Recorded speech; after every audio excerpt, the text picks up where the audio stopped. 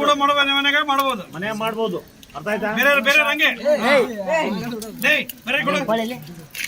ಬರ್ರಿ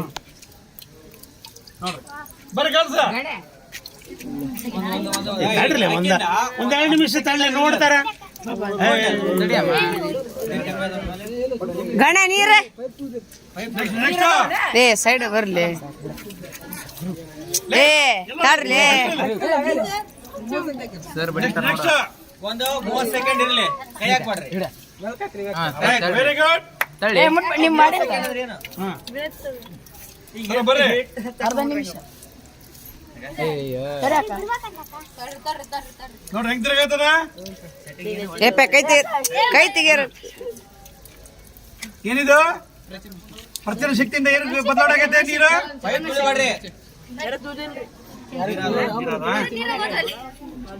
ಗಣ ನೀರ್ಲಿ ಹೇಗಿತ್ತು?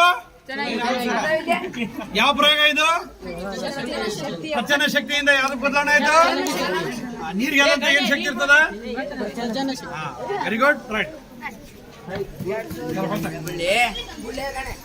Thank you.